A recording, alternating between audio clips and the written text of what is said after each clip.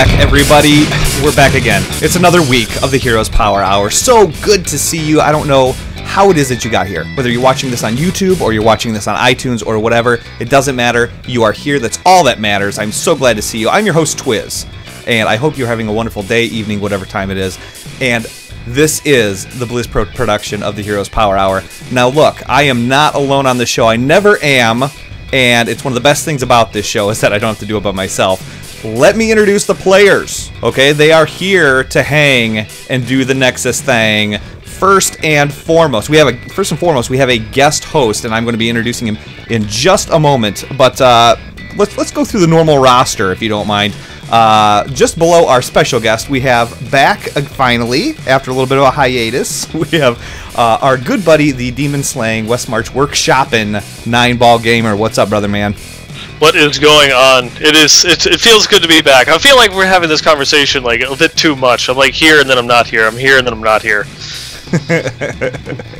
Well, that's okay though. You know, it's sporadic. It's sporadic. The people don't know. The viewers don't know whether to expect you or whether to not expect you, and they're just as surprised as we are because we don't know either. So you are the master of surprise, my good man. So, stealth in real life. That's right, dude. Well, either way, I'm glad that I got you for the next couple of hours here on the Power Hour. Just below him is the 3 Viking Wrecking Crew, the man who only had one job. It is DJ Tyrant. How are you, brother? I'm good. I had one job last week when we played the show match, and I did it right. I got us to choose first in our draft, and we lost 2-1, but it was really fun. Nice. Hey, fun is the name of the game, dude. Fun is my Chinese neighbor's middle name. So, and just below Mr. DJ Tyrant, we have the shot caller extraordinaire, the guts and brains behind the show, Mr. Balrog Fan BP. Hi, buddy. Hey, what's up? Nothing. Good. We're just doing a show. We're doing a show. Doing a thing. That sounds fun. Yeah, let's do that, shall we? I'm going to take part of this. I'm going to take part of this. I'm going to just devour it. We have a massive amount of information to cover. And so much. Ladies and gentlemen, I am exceptionally excited to introduce to you for the very first time on the Heroes Power Hour, directly from Into the Nexus, it is our good friend. You know him, I know him, we all love him, Mr. Kyle Fergusson. Welcome to the show, sir.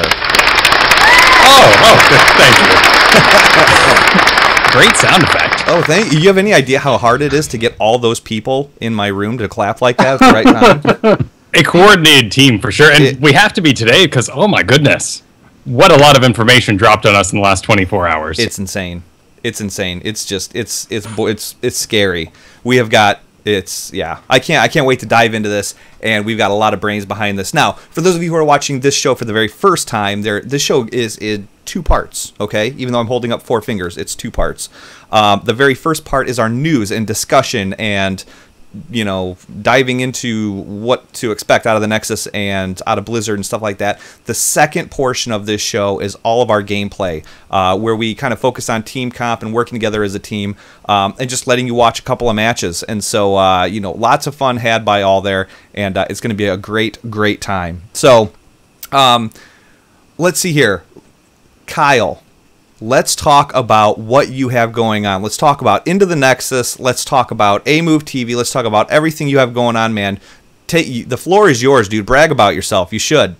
Oh, sweet. Well, I do Into the Nexus podcast every Thursday. Biggest show that we do over at amove.tv, for me anyway. Also Angry Chicken and stuff over there, Hearthstone and whatnot. And this week, it's PTR madness. I mean, I got to stream a bit today for my solo Q&A show. Get in there, play some Monk, get blown up by all the heroes that have changed completely. Right. And also not run out of Kael'thas level 16 Flame Strikes. That was nice. a good change of pace. Yeah, for sure. So, very cool, man. So let's talk a little bit about Into the Nexus. How does that? What do you guys do over there? For those who have you know, the very small population that's probably that doesn't exist, that hasn't heard of you, you know. So just in case they haven't heard of you guys or know that you're out there, talk about the show and Garrett and everything you guys have going on there. Sure, I do the show with Garrett Weinzierl, and we've been working together for about 5 years now, so we kind of just gel. And the show is just the two of us kicking it, talking about Heroes of the Storm, but we have a pretty standard format for it as far as, like, the instance goes. We're big fans of Scott Johnson, the Instance World of Warcraft podcast, so we started StarCast back when StarCraft 2 came out. And then as we slowly played less StarCraft and played way more Heroes, we just kind of threw the switch, and it's the exact same show, but for Heroes of the Storm. Sure. And I remember StarCast. I remember listening to Star, because I got into StarCraft a little bit, and I did a frantic search on what podcasts can I listen to try and learn more about this game, because I love it, but I don't know anything about it. And StarCast was one of the first one I picked up and got into and heard what you guys had going on there. So that was back in the day, brother. Yeah, it feels like it too. And boy, esports was hard to figure out back then, but Heroes for esports is also really hard to follow. Right. And in StarCraft, at least I could say, I'm watching the Korean games, and everyone would go, oh, well, you're watching the best stuff anyway, so don't worry yourself. You're doing good. You're starting somewhere. Exactly. So do you guys stream into the Nexus, or is it just pre-recorded, or how can people find it? Nope, it's all streamed and posted as a podcast on iTunes, but 7 p.m. Eastern time on twitch.tv/AMoveTV is the live show, and then we play games after it and all that, but mostly about an hour and a half show. That kind of makes up the meat and potatoes of what Into Nexus does. And for the 5 other people who have a Windows phone like me, it is one of the only Heroes of the Storm podcast you can find on the Windows Marketplace. It's actually how I came across you guys. I was like, I need a Heroes of the Storm fix today at work. Yeah, I'd love to get squeeze in an Android app in there, because sometimes you're just like sitting on your phone, stuck on a train, like, I don't even know what I'm looking up. I'll just type in my favorite video game and see what happens. Very nice. That's exactly what I did. Well, guys, make sure you guys are tuning in to this show and downloading it on iTunes and going over to twitch.tv/AMoveTV. But that was right? Yeah, AMoveTV. Yep. Okay, and make sure you guys are checking that out and subbing, just like you can sub to the Blizz Pro channel. Even if you can't make the live show, you do get an email when it goes live, so you know to either expect the download in the next day or so, or you get the email reminder, and hey, I can watch this show live and be part of the chat room. So subbing is free of charge and highly encouraged on all fronts. So now, speaking of shows, I've been working on something for a little while that I'm just psyched out of my mind about. And I know what's coming. Yep. And so, anyways, guys, this is I'm gonna give you guys something to just look at and just kind of mull over a little bit. And I want you to know that there is something that is pretty damn epic on the horizon here. So without further ado, I'm going to give you this to take a look at. Here you go.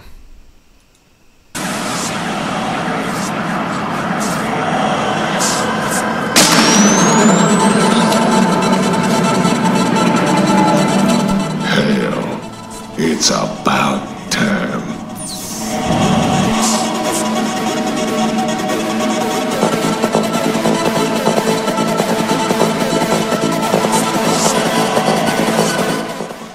So there you go, ladies and gentlemen. Without a doubt, it is coming back in a big way. I am super excited about this. We've got August 31st. Twizcast is coming back. We're going to be doing the show on Monday nights at 9 p.m. Central Standard Time. It's going to have an array of co-hosts that I'm sure you're going to be familiar with. So I hope that you're looking forward to it as much as I am. We're going to be covering all news under the Blizzard Entertainment logo, such as World of Warcraft, Diablo, Heroes of the Storm, Hearthstone, StarCraft, all that. We're going to be giving you guys tips. We're going to be giving you guys all sorts of really good information on top of covering the news. We're going to give you something that you can take with you and take home, and card combos, hero builds, stuff like that. So make sure you guys are tuning in. That's going to be on Monday nights at 9 p.m. Central Standard Time, 10 Eastern, 7 Pacific on twitch.tv/BlizzPro. So if ever you needed to hit a subscribe button, now is the time to do it. So, woo! I'm excited about that. I'm excited. You're not the only one.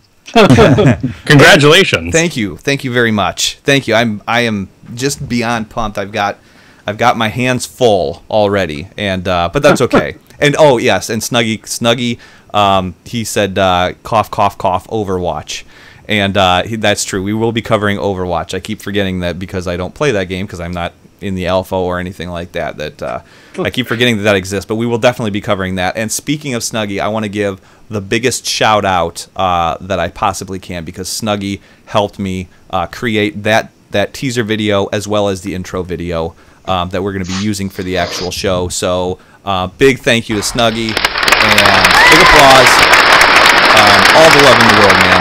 Thank you so much for what you do for the show.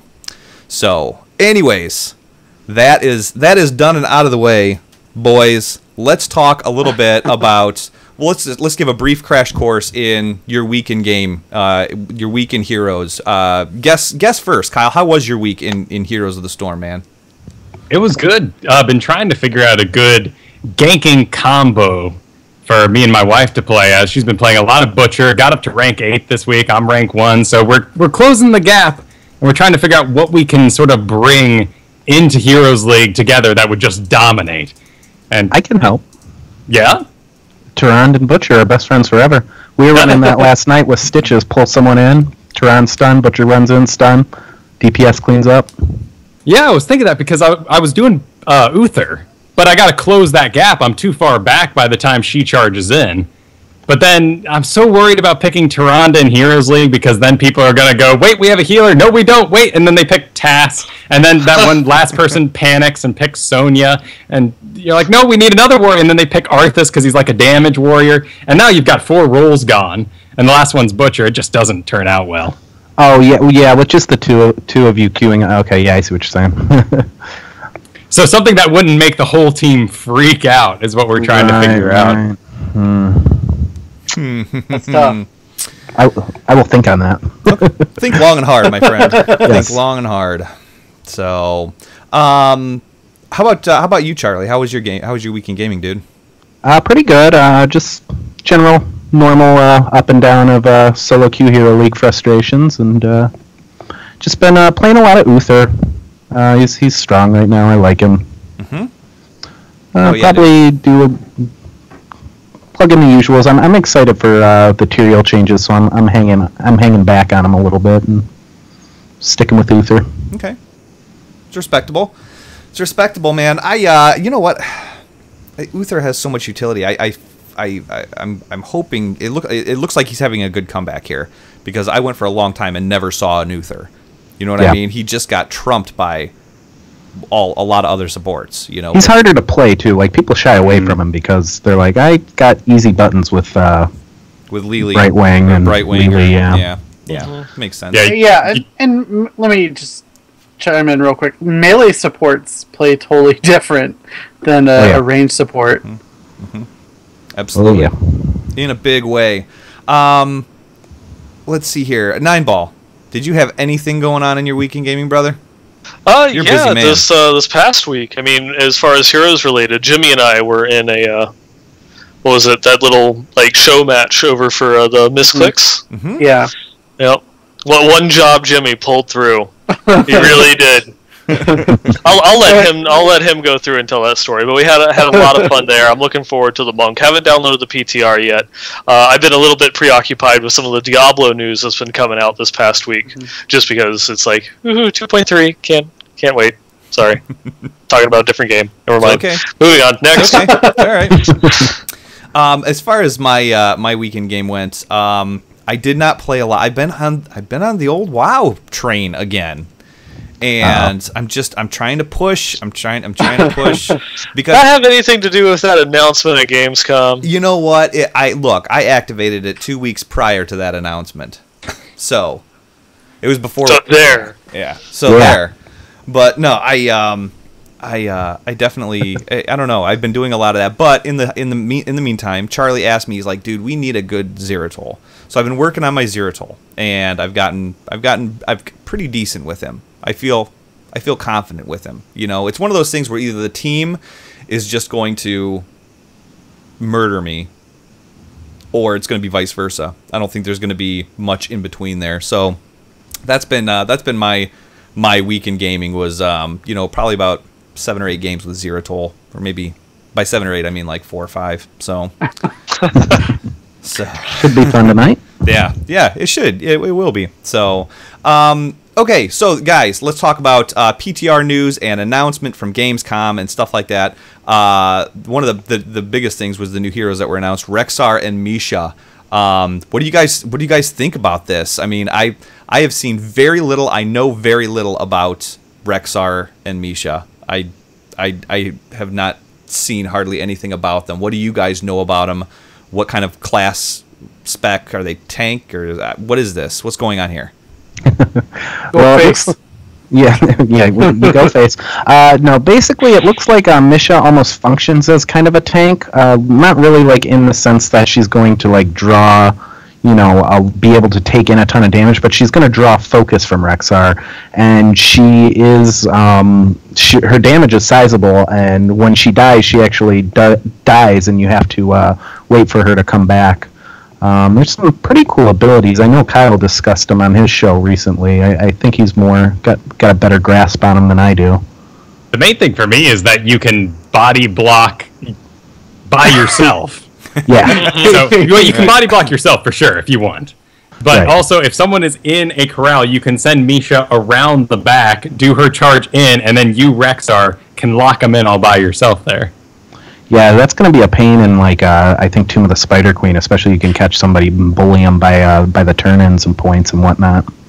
Everything else is just spell effects, though. Like, you summon Hawks, but they're no different than if you shot a fireball, and your Stampede ultimate would be no different if, his back opened up and shot mini-missiles out. It just so happens that those mini-missiles happen to look like boars charging you.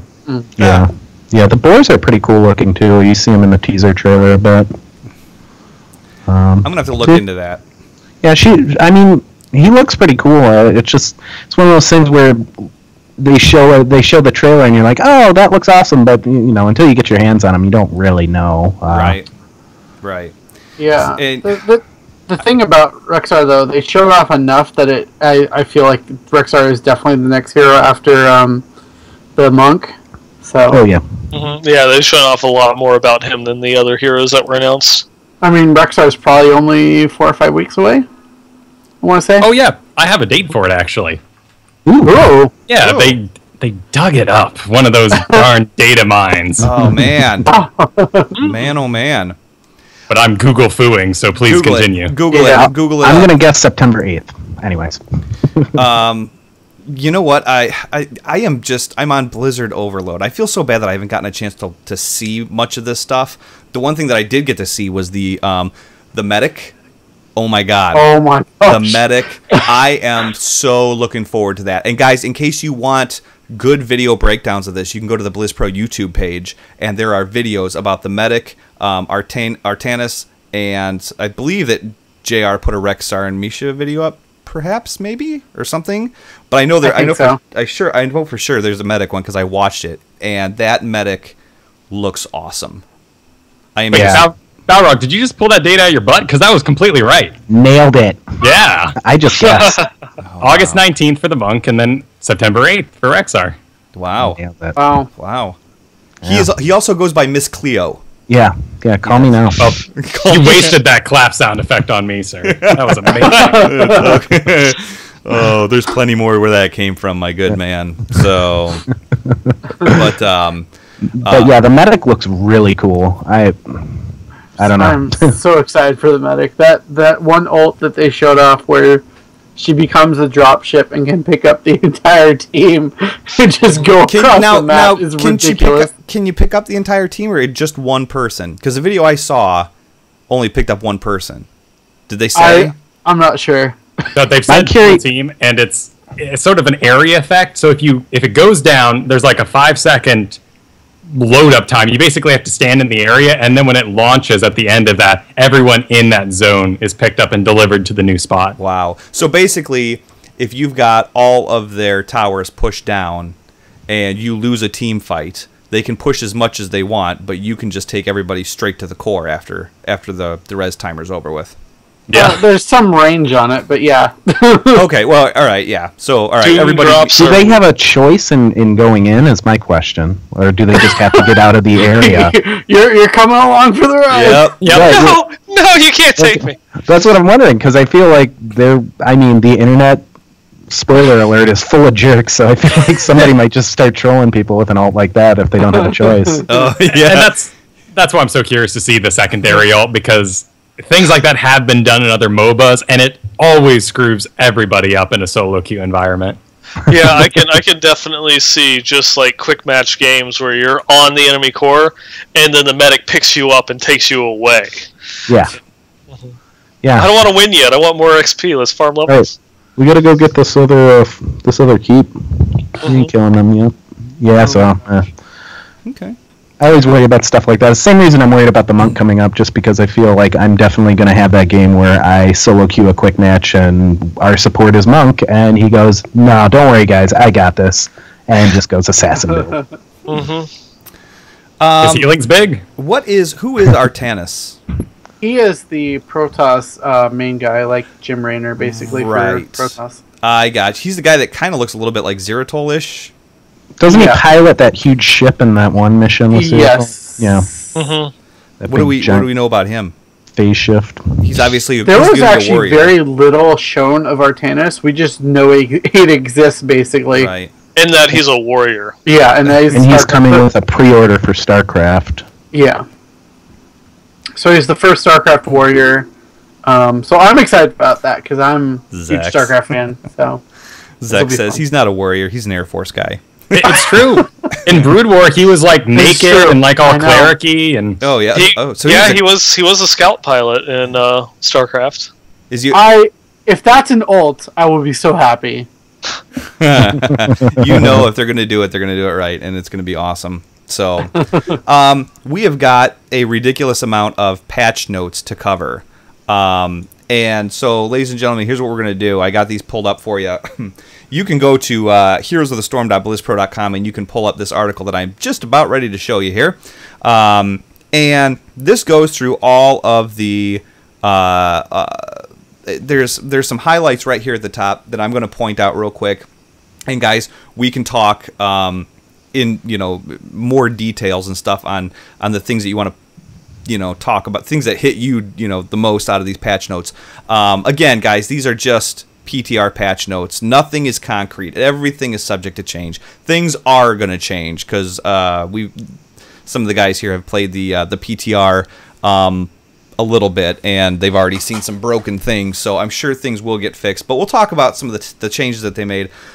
This is kind of a really interesting thing that I wanted to point out. Real money purchases made on the PTR will now transfer to the live server once the PTR phase is complete. That's one of the things I noticed when I logged into the PTR I was like, oh, the monk is here. Awesome.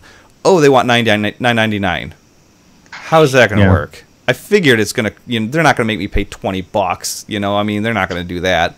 So that was kind of a gimme, but I was really surprised that even on the PTR, like, the monk wasn't free to play. Yeah. Yeah, and the gold purchases aren't going to be supported this way either. Yeah, I think part of it was they wanted to prevent people from only queuing up the monk. Because, like, if you had him just free to everyone, that's all anyone would queue up, I think. Yeah. Yeah, you wouldn't get to do any testing when everybody's going, I want to test the monk. Right. Let's see here. Looking at the next bullet point. These were just some of the bullet points that Alebeard pulled out. Players who log in... Now, I am a big fan of this. Players who log into Diablo 3 Reaper's Souls within 3 weeks of the patch will receive Diablo as a playable hero in Heroes of the Storm. Very cool. I mean... Yeah, Very nice. it's still a 7,000 gold hero, so that's a nice little freebie. oh wow. Yeah, yeah. And then... this is coming... I mean... Obviously, we're coming to a close of the Diablo 3 reign of terror. You know what I mean? It's like the eternal conflict. Yep, yeah, it's coming to an end, and this is kind of like the blowout. And I think that what they're doing is awesome. Right here, last but not least, Diablo 3 players who reach level 70 with the seasonal character will be rewarded in Heroes with Malthael's Charger. This will go into effect when Season 4 begins, but it's unclear if it will be retroactive for achieving level 70 in previous seasons. I think that's awesome. They use one game to get you back into another game.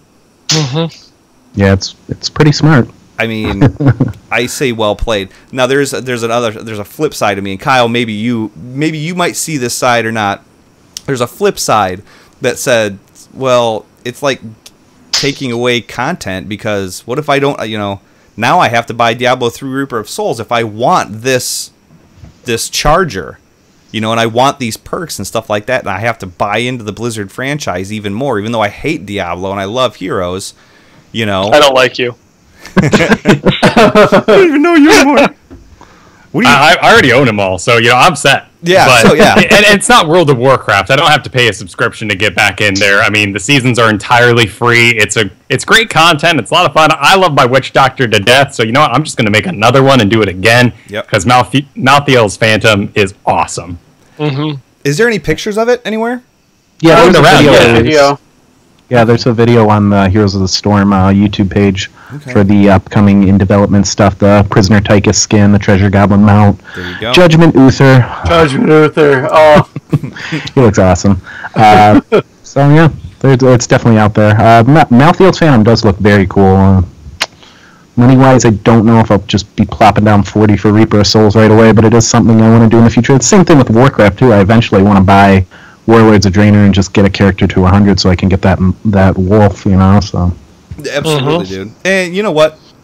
I really like the way that they're starting to benefit all the other games in the Blizzard franchise from one, or like they're all interacting together. Like pre-ordering the StarCraft expansion gets you a sick mount in Heroes of the Storm. Yeah. If you guys haven't seen it, you can look at StarCraft on your Blizzard launcher and go into like the the deluxe bundle or whatever it is, deluxe edition. That's the word I was looking for, and it gives you a whole list of everything. I mean, it's just like everything else. You get a Hearthstone card back, you get a WoW pet, you get a mount somewhere, you get something like that. But I really like the way that they're feeding into it like that. They're feeding all the games together. It's the reason my Xbox has turned into a Netflix machine. Agreed. So you get a pennant in Diablo 3 also if you are a level 12 player in Heroes of the Storm. So Diablo people get their little extra thing too for some more cross promotion. There you go. Yeah, so they're doing it. It's just like the previous ones that they did. You achieve something within Diablo, you get something in Heroes. You achieve something in Heroes, and then it gives it something in Diablo. WoW, Hearthstone, everything else. Yep. Now, Kyle, I've heard you reference before StarCraft stuff you get for playing in other games is usually bare bones, if existent at all. So, what do you think they'll do something like that once Legacy of the Void rolls out, or? Oh man, I hope that game is in dire need of some sort of freemium something, like not exact those words because that's a scary word. We're all like, oh no, please don't add the credit card to the machine. But we just expect a certain grind to things. I just got on and played Call of Duty 1 for kicks, and I have nothing to show for my years and years of playing Dota 1 and Warcraft 3. But nowadays, the modern audience you want stuff. You want skins. You want something for your time. And well, I always thought something that had come to me because I've played through the first campaign, but I haven't gotten through the second one. But I've always thought why not just throw Blizzard themed songs on the jukebox, on Rainer's jukebox, for the other games that you acquire a certain level in or whatever, something just a kind of extra. It seems odd. I think it's because StarCraft is just a taxing game. And there's a lot going on, and there's a ton of math that may be built on top of old math that we don't even know about, and it's just the whole system might be holding together by twigs, and adding skins to Marines would just make the whole system fall apart. That's actually already in the game, though. Right, but you get one. They commented a very long time ago about why they're hesitant to do skins. It's because every computer has to load all the skins into memory in order to play the game if they're present. So in the multiplayer games, if you're doing a 4v4 and every single person has a different skin for all of their units, it's going to quadruple the amount of memory that the game itself takes up. And StarCraft 2 is already a very memory-heavy game. So that was one of the reasons why they were very hesitant about doing skins and things such as that nature. And it's already very still limited because just for memory concerns, because they see the specs of everyone that plays their game, the graphics cards and the RAM, and so they're just slowly kind of adding stuff in as they feel that the community can support it. See, I'm really surprised to hear something like that, because here's my thought process: is it's like, you know what, we are. I would have thought they would have been under the idea that, you know, we are putting skins together, we are putting this out, we are putting this content out. If your computer can't handle it, I'm sorry, but you know, it's the community that says we want more content, we want more goodies, we want more this, we want more. So we're giving it to you. And guess what? When your computer can't run it, for a split second, you're like, oh, Blizzard, dang it. But then you say, I need another computer. I need a new computer. And people go out and they upgrade their stuff so that way they can play it. Why? Because they want to play your game. Because they want to play the goodies that you come up with. They want to see it. They want to have the flashiness. They want to, you know, feel good when they put that new graphics card in and you know, upgrade their processor and stuff like that. And so I'm really surprised that that's even a concern. You know, like they would think of it that way. Yeah, again, you know, that the comments that they made, that's a few years old. You know, that was back with before the Heart of the Swarm came out, so they could have changed their minds by then. I'm not sure. Yeah. That's the last time that they ever addressed the situation. I really threw us down a StarCraft rabbit hole. I think we should probably get back to Heroes. And all the same, Heroes has done an awesome job at this. There is so much to see. The unique skins. I don't get to play them anymore. But Infested Tychus, hell yes. Yeah. Please, Infested Lily. Yep. I need it. Yep. That would be awesome. And speaking to that, I mean, in this upcoming patch, they're going to have more portraits for you based on how a collection of characters that you get to level 10. So, for instance, if you get Kerrigan, Raynor, and Tychus all to level 10, you get the StarCraft Rebels collection, which I assume will be either one I'm assuming it's one portrait of the three of them, but then again, it could be like three different portraits, variant portraits of all three of them. So yeah. It's pretty cool. I'm excited for those. I'm assuming the art is going to be really spectacular for those. Cool, guys. Let's dive more into the specifics. There's a new battleground, and I'll go back to this here for you guys to take a look at. The new battleground. It looks like it's the Infernal Shrines. It's a 3-lane battleground. Features 3 Infernal Shrines that'll periodically gather power. Only one shrine is going to gather power at any given time, and either team can activate it to unleash its might. So basically, you know, right there, the Infernal Shrines, they do that. You defeat the Guardians. You slay 30 Guardians before the enemy team, to bring forth a Mighty Punisher. The Mighty Punisher, that also used to be my high school wrestling name. And beware the Punisher. The Punishers have one of 3 devastating powers. Be careful, they focus on attacking heroes above all else. Wow. That sounds like crazy mechanics. Yeah, it's pretty crazy. They will jump for a hero if they get anywhere close. Yeah, and they have no tell either. Like there's no roar, there's no beating of the chest. They just, maybe 15 seconds after they've been wailing on a wall for a while, they're going to jump that wall and kill your Kael'thas. Wow. Yeah, I haven't got a chance to play in the PTR yet. Just from what I've seen of the video teaser, they looked pretty intense. And just like in Diablo, I mean, they do serious damage, and their abilities do a ton. Like, Arcane is pretty deadly if you don't avoid it. Yeah. I like that they put it. As a Diablo player, I love that they put, Arcane in there. That was one of those skills that was like, that was like in Classic the worst skill ever. Now things have surpassed it, like Jailer and such, but Arcane that's just that Classic ability. As long Everybody as hates it.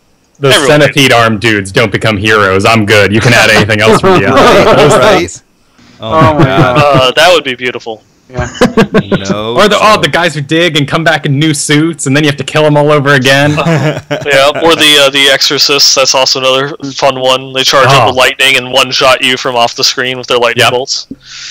But definitely, once they get the tuning down, I feel like I will definitely really like this map, especially a lot more than the first Diablo map they put in. Right. Oh God, That map is just bad. This one feels like chaos, though. Basically, take Sky Temple and replace the temple. Only one activates at a time.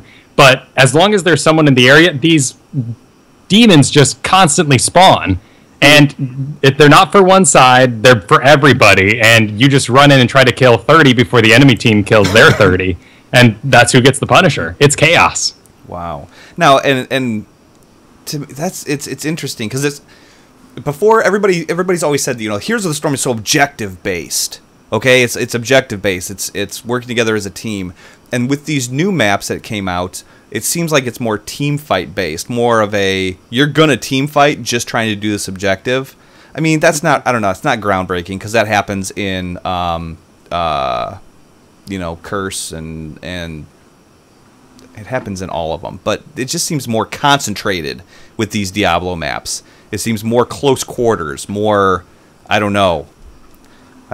It's mass chaos, mass hysteria. Dogs and cats living together. That's right.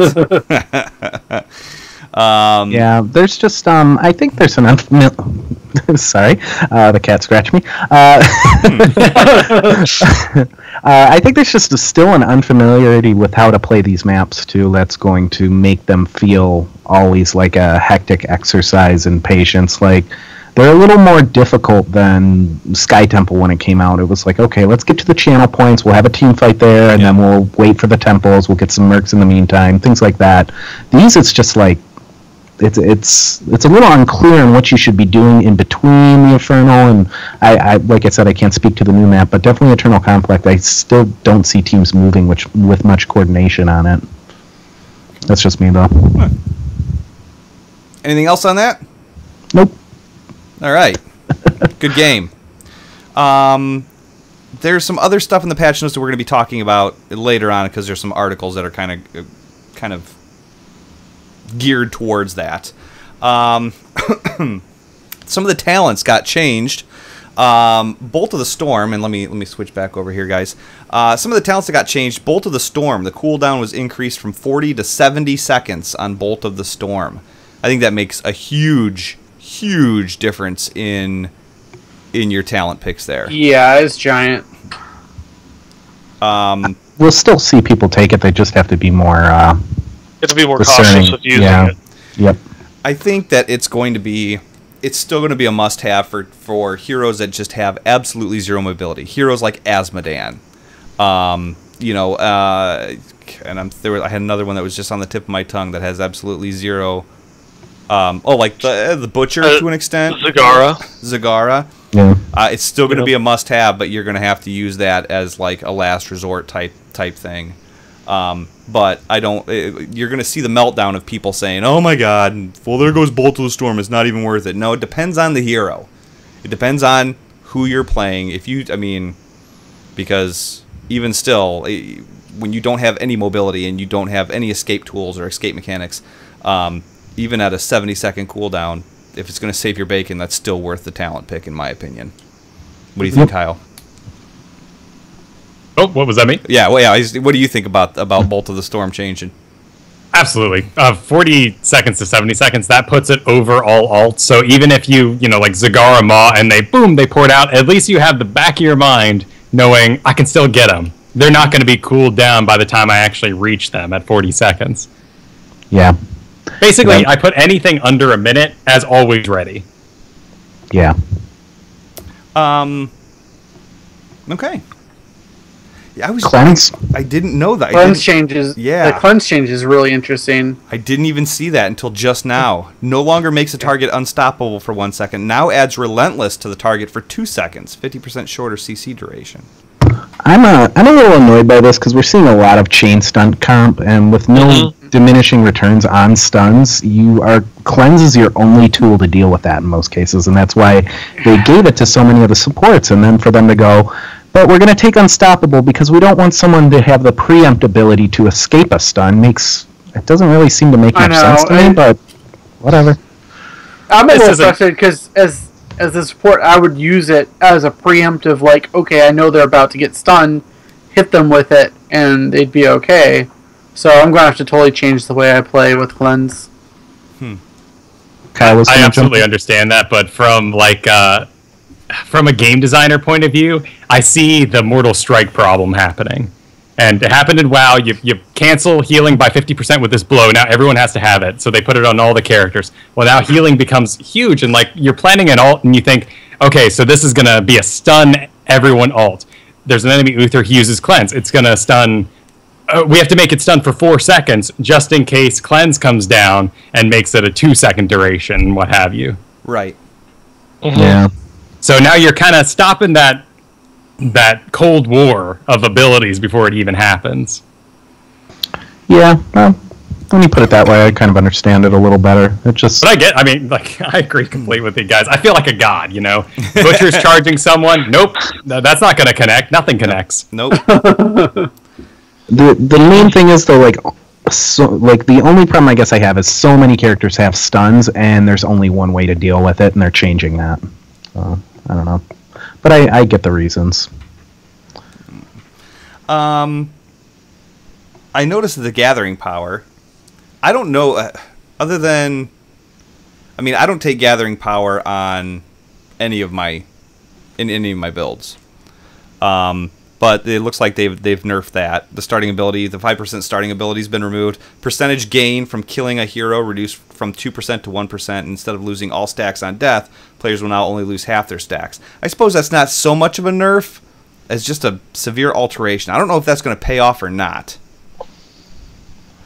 It's no longer just like a flat, damage bonus just for having it, like it was before, and it would scale a little bit too quickly and be one of those ones that it could, even the developers' comments, it was just a snowball talent. You got the stacks up on that one, and a lot of the heroes that had access to it, they were just walking over everyone, and you were dying, you were losing your stacks of gathering power, you couldn't compete. It was just one of those ones where it's like, all of a sudden this one gains a slight advantage, and then now they just walk all over you because you lost your stacks, and the only thing that you can do is attempt to kill them when you're fighting such a huge power deficit, even before you take in like level advantages.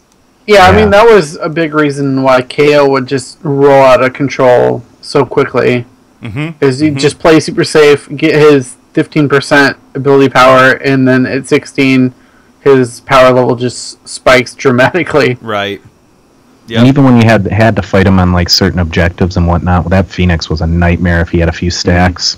Let's talk a little bit, guys, about some of the changes to the heroes themselves. Was there anything that really stood out to you guys that was like, holy snot rockets, what is going on here? KO a little bit. Like, I'm not surprised and I'm not upset about it, but it's a huge drop in power. Nah, man, preach it, DJ. Make it talk. Yeah, I was just trying to learn him, and now I think I'm going to probably switch to Kerrigan because Kerrigan's changes look really good. Right. Yeah. So let's talk about what's going on. I'm looking at these talent changes for the very first time. I'm not a big KT player. I'm really not. Like I get him, but I don't. He's too much work for me. There's other heroes that I can play and do a lot less work on, or do just as much hard work but have more fun with it. So what is the big what's killing him right now? Ignite is going away, and Fission Bomb's damage bonus is getting reduced from 75 to 30%. So basically, Ignite was the one that allowed a bomb to spread after you hit somebody with a flame strike, and it was a big part of his game post 16. So I haven't played him in a little bit myself, and then he gets this new level 16 talent, which might be interesting, where you casting flame strike will cause a second flame strike to be cast 1 second after the first one explodes. Okay. But I still feel like now I might look at backdraft more, especially since the slow's going up to 50%, which is a pretty big slow. But I don't know. Yeah. I do like the increase in range on gravity lapse. I mean, that helps him be a little more safe. I'm not sure that increasing the range of Pyroblast is going to make it any more viable, really, but we'll see. Oh, no, certainly with this new map coming out, too. That's just, there's a shrine that summons little things that can die real easy. It's Phoenix time. Yeah. Yep. I wonder if Gravity Throw will be good for that now that it's being moved to 13, too, and it has an increased range. It goes a Will long it way wipe now. those guys out? Oh, when you pick them up and they die instantly? That's interesting. Yeah, on the new map. Get a good skill shot of that, drop a Phoenix, all of a sudden you got that shrine.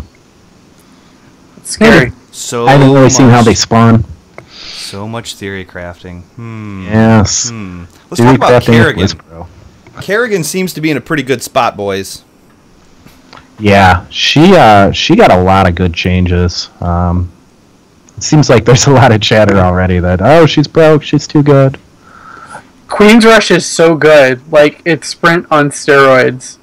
Yeah. Because if you take down a hero, it automatically activates, which is just... Oh yeah, that's so nice. Well, but that's kind of a mid-game talent. So if it's one of those well, things. It's replacing sprint, which is sprint is being removed, and she's getting this. So yes, it's what she always did.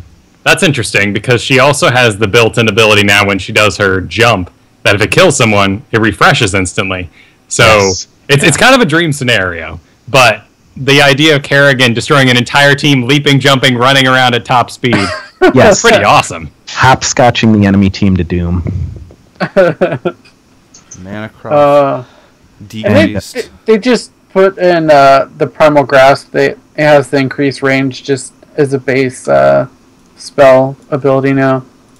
Yeah, that's helpful because it opens up her level 1 talents. Because I'm not a fan of something where you have to take it at this level. Like, there was no other choices because you kind of really needed that range. Like, if there's something like that in the game, I'm glad to see them do something like this where they're just like, look, everybody's picking this. It's just part of the ability now. Let's have some more fun at level 1. And Energizing Grass sounds very interesting. Yeah, I mean, just reading that. Yeah. Especially since her mana cost is going up on Impaling Blades and stuff, she might become a little more mana intensive. Well, and that was the thing that I always noticed with Kerrigan was it was like when you use it, she was like Tychus, you know, when you use your ability, you make sure that you use it and use it the right way because it's going to be on cooldown for the next 7 hours. Yes. You know. and when you do use them frequently, it's like awesome. I've completely taken out this wave of minions, and I've got a hero rushing back to hit a well, and I am completely out of mana. And I am like screwed. So even if I tap a well, it's not even gonna. I have to hearth. So I mean, at level 1, that's gonna be a huge help in the early game. I don't know how much is gonna pay off late game. I don't think it's gonna pay off very much late game, but no, I don't usually don't have mana problems too much late game.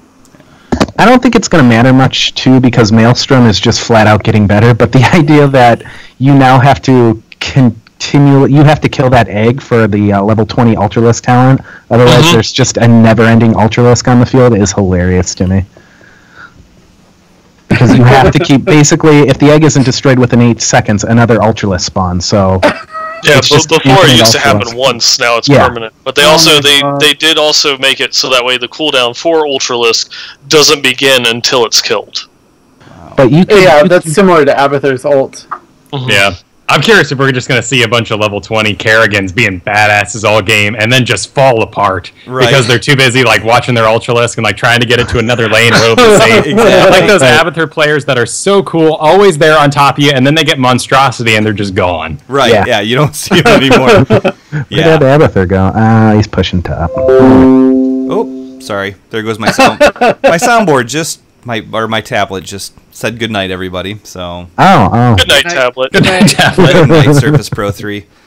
So. Rainer got some changes, and I know Kyle's pretty familiar with Rainer. So yeah, did you get a chance to review these, Kyle? Yeah, and I actually got to play him a little bit. Really? And man, if I'm gonna miss that not double damage, but bonus damage on Bullseye, level 16 talent. So you got to make it a long way. But the stun is increasing from 1 second to 1.5 seconds, but no bonus talent or bonus damage on your penetrating round. In fact, they're buffing up cluster round, so it's possibly a better option. Oh yeah, that's what I find funny though. They're like, overall, Rainer's win rate is low, so we took away his highest damaging talent. What? Okay, I'll trust that you know what you're doing, but that's an interesting tactic. Huh. He's getting bold strategy, Cotton. Yeah. Why did you have to say that when my soundboard died? Why did you have to say that? So, Oh wait, yeah. It's a bold strategy, Cotton. Let's see if it pays off for him. Late to the party.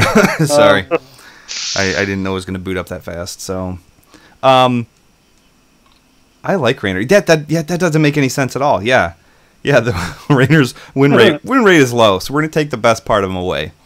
Yeah, but they're upping his basic attack damage, and Adrenaline Rush is getting a cooldown reduction, so they're kind of evening him out, and sometimes it's just this really random stuff that makes people play them all of a sudden. And then, I mean, remember like 2 months ago when everyone was tanking as Diablo for no reason, but they just kind of switched 3 talents around? Yeah. And ultimately, his body blocking, his pick up people and slam into walls, that didn't change at all. And Rainer's personality isn't changing here. But this could suddenly just make him a top-tier hero. Sure. Yeah, it'll be interesting to see. I think the way that they're moving Relentless Leader around might open it up to more picks, because I've always thought it was a interesting talent, but at level 16 there was no chance you were taking it. So sometimes those talent, and putting on a clinic going to 7, it could be interesting. We talked a little bit about this earlier in the pre-show. Asmodan is one of my babies. I'm a big Asmodan fan. He got a bunch of changes. Now, I always go with the dunk build, so some of these other things don't really mean a whole lot to me because of the build that I go through, but the new talent, Sin's Grasp, activate to deal 115 plus 19 per level damage over 6 seconds to the target enemy hero. Can be cast while channeling All Shall Burn. Yep. It's Envenom on steroids. Yep. And it has a 100-second cooldown, but every minion you kill reduces the cooldown by 5 seconds. So, wave clear is a 35-second reduction on that. That's a big reduction. Yeah. For just doing what you do and dunking what you dunk. Yep. Yep. Absolutely. And then one of the things that I do like having the dunk build is the new talent, Hedonism. Now, that's at level 13 where March's Sin is at. And so that is really, really, that's a tough decision. But you can reduce Globe of Annihilation's mana cost from 60 to 30. I know about mid-game when I use my Black Pool and I go to dunk, and I mean it's mana intensive. I mean you gotta land your dunks. You gotta get something out of every time you use that spell. And so having that reduction, that mana cost reduction from 60 to 30, could be a huge deal for Asmodan players. But I don't know that overrides March of Sin. Because the whole setup is March of Sin, have somebody think that they can take you down with, while you have March of Sin going, and then they realize it's not going to happen, and they start running away, and you dunk them, and that's just how it goes. So it's, I guess it all depends on the map, and it depends on, it just depends on a lot of stuff, on your pre-build and stuff. Snuggy has a good question in chat. It's kind of general, but do you think there's just too many changes for characters? Because, I mean, these changes have happened a lot, and this patch is huge changes for characters. I mean, totally changing how a lot of the characters play and feel. I mean, what do you guys think? This is an evolving game. It's always going to be evolving. As long as you're introducing new heroes to this game, you have new abilities that you have to balance around. You have new talents that you have to balance around. This is going to be the norm. You're going to see patches with light changes and stuff like that, and then you're going to see patches like this where it's like everything is wrong. Left is right, up is down, and things have completely changed around. That's going to be the way of it. And these changes that we're seeing right now, it might be on the forefront of one of those things where we don't know what's coming down the pipe. We don't know what is... what's coming up from Blizzard, and they may have made these changes as a preemptive strike for when Medic comes out, or when another hero comes out. It's that way. It's almost like a pre-balance, if that makes any sense at all. Mm-hmm. And that's my thoughts on that. What do you guys think? I never have much of a problem with the changes. I mean, sometimes when your favorite hero gets touched up really hard, you feel sad. You just got Diablo. I was not happy about the changes when Diablo happened, although he kind of found a nice balance. But initially, taking Unstoppable off of Shadow Charge made me very, very sad. But I mean, like, they're doing what they're doing because they feel there needs to be a change in the balance, and I assume with all the maps is probably part of it, because the maps are constantly changing. They're adding a lot of maps like very quickly. I'm kind of surprised that we are getting already another map when I feel like I am still terrible at Eternal Conflict. So yeah, they made an odd little statement at one point that maybe these Diablo maps will be the themed maps, and so like they're gonna replace for the StarCraft event the Immortals will be Giant Zerg versus Robo Terran. Just relay it out. That would be kind of cool. I would love that. That would be interesting. A Brutalisk fighting the Odin. Yeah, and then on this new one, you just, I don't know, steal the essence and all the Zerglings attack you. Who knows? But it'd be neat. Hey, Kyle, put your hand in front of your camera real quick, like real up close, and then take it away. Oh, is it doing that thing? Yeah, it auto-focused and made you all blurry. So there you go. Now you're better. Yay! I can see your pupils again. Ah, technology. So, well, guys, hey, look, if you went to heroesofthestorm.blizzpro.com, you'll be able to find all the patch notes. Obviously, they have them on the forums as well. We didn't even get to half of them. We didn't even get to half of them. I mean, yeah, this show could only last so long, right. And we're going to continue to talk about them as time goes on. There is one more that I think that we probably should mention. Okay. And that's the changes to bundles. They're no longer going to be having the pre-packaged bundles in the store. Now you'll be able to create your own custom bundles, or they call it dynamic bundles, where you can put at least 3 or more items into it and start getting discounts for. That does also mean that some of the bundles themselves, like the Nexus bundle, is going away. But for a small period of time, it will still be available. And it will take things out that you already own, so you can actually get the Nexus bundle for a little bit cheaper if you've already purchased some of the heroes, but want that, Nazibra mount, which is one of the few like Diablo mounts that are out there. So it's giving you a little bit more flexibility with what it is that you want, and they might in the future add, well, if you combo these certain things together, we'll throw in something else for free. So it's just one of those ones to go through, take a look at. Read the full patch notes, but yeah, if you're interested in grabbing bundles and discounts, it's definitely something to keep an eye on. Yeah, I just want to clarify, I don't think the dynamic bundle, you get to create the bundle. It's just, if a bundle has something that you already own in it, it discounts that out. Yeah, and it doesn't apply to bundles that just have 2 items, like a new hero released with a skin. It's only like if you're buying something like the Nexus bundle, which is going away in a week, by the way, after this patch. So you have a week to get Nazibra, then it's gone, as far as the patch notes make it sound. Yeah. And I would be remiss if we didn't mention to our biggest patron, Zex, that Chen's flying kick is much more accurate and will hit enemies much more consistently, and that makes him a happy Chen. That does. Yeah, exactly. Very in-depth change. And we made his ability work. Thank you. Yeah. I'm a big fan of having my abilities work when I use them. Strictly preference though. Let's see here. One of the other things, guys, again, check out the patch notes. We're going to continue to talk about them as the weeks progress and as things get released and updated. You can talk about a ton of it, and then everything changes and they take everything out that they just did, and it's like, well, that's cool. We just spent 40 minutes talking about something that's not even relevant anymore. So that's a fine line that you have to walk as a podcaster. But let's talk about there are some ranked play changes that we can talk. Let's see here. Ranked play changes. Basically, they're going to be resetting it. Your MMR will remain the same, but you will be going back to rank 50. I assume you're going back to rank 50, unless that's one thing I was unclear on by all this, and I didn't see it laid out definitively. Do we know if everyone's going back to level 50, or are you going back to... Well, it says here, to accommodate the new placement system, we'll be resetting all ranks in Hero League and Team League. With the reset, all players will need to play a set number of placement matches to identify their new placement in the system. I just wasn't sure if that meant everybody was going to 50 or everybody was getting placed backwards, kind of like how Hearthstone does it, where you did this well, so you don't have to start from the beginning. But it sounds like it's probably going to be all the way from the beginning. It's more. I think it's going to be closer to the way that StarCraft does it. You play a certain number of placement matches, and then it will put you in a rank that it thinks that you can compete at. The amount of placement matches is 20, then you will be placed accordingly. And Team League is now going to be, if you queue up as 5 people in Hero League, you will be put onto Team League automatically. And Team League will now function like the Hero League draft does, where you do the pick, snake draft, whatever you want to call it, back and forth, as opposed to the way it was before, where when you played Team League, you just picked pools of heroes and picked them out later.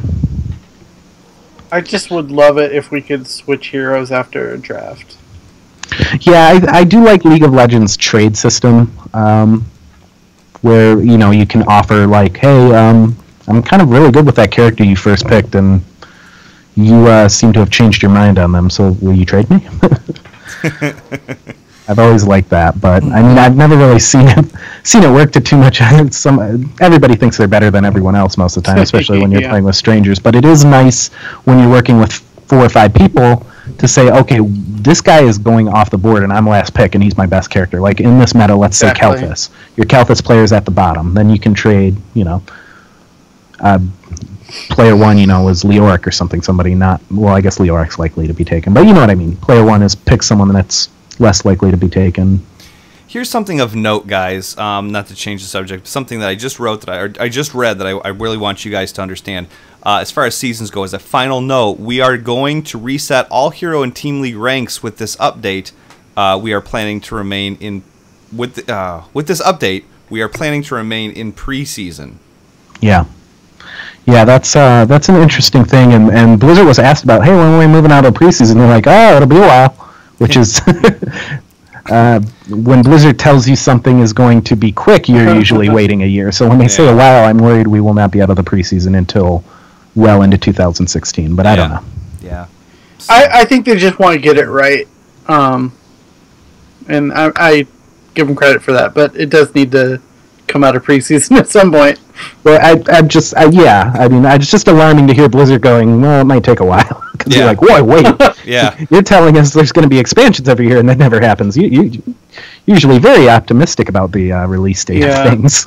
Oh, they're actually at 3 weeks a hero right now, which is just completely unheard of. I said no way, 6 weeks maybe, but you guys are crazy calling this new number, and they're sticking to it at the moment. So I remember at Heroes of the Dorm, they were like, yeah, we're really trying to hit 3 to 4 weeks for a new hero, and I think they've been pretty consistent since then on it.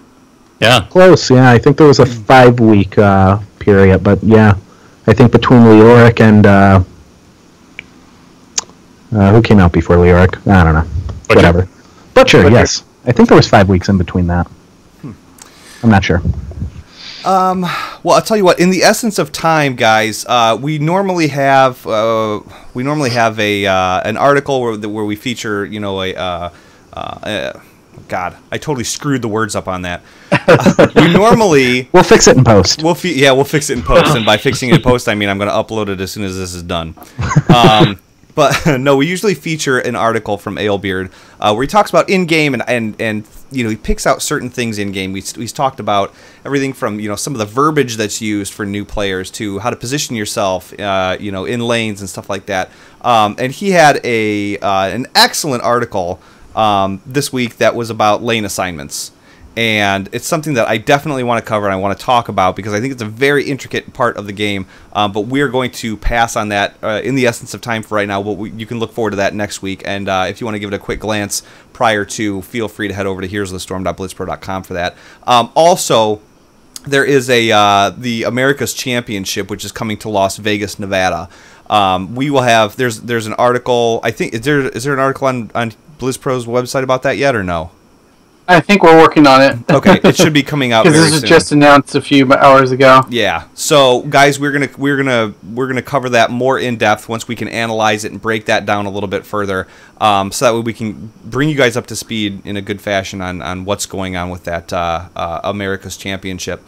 So, there is one other thing that I do want to mention, guys, is there are, in fact, there's behind-the-scene costs for this show. If there's a piece of equipment that breaks, or there's XSplit subscriptions, there's a whole bunch of stuff like that. If you are interested in helping keep this show going, head on over to that's the wrong Patreon account. Oh, there we go. That's the one we want. There we go. That's the better one. Thanks, XSplit. Yeah, don't donate to that other one. Don't donate to that other one. Bunch of drunks over there. Yeah. But you can head on over to patreon.com/heroespowerhour, and even $1 goes an exceptionally long way if you want to give up your Starbucks or your pack of gum for the week or something like that, and toss it towards the Heroes Power Hour. It is certainly appreciated, and it helps keep this well-oiled machine on the move. So, guys, I highly encourage you to stick around for part 2 of the show, and that's going to be also uploaded on iTunes. That's where we get, or on YouTube. That's where we get into the Nexus. We play together as a team, and we just have one heck of a good time. So, Kyle, thank you so much for joining us for this first segment, and I'm looking forward to having you in the second segment as well. Awesome, dude. It was a pleasure to be here, so thanks for having me. For certain. So, guys, for those of you in the chat room, thank you so much. Tune in to twitch.tv/BlizzPro every Tuesday night at 9 p.m. Central Standard Time. That's 10 Eastern and 7 Pacific, if I have my time zones right. So we will hopefully catch you guys next week. Those of you in the chat room, stick around. It's about to get absolutely freaking phenomenal. So take care, and we will catch you guys next week. See ya.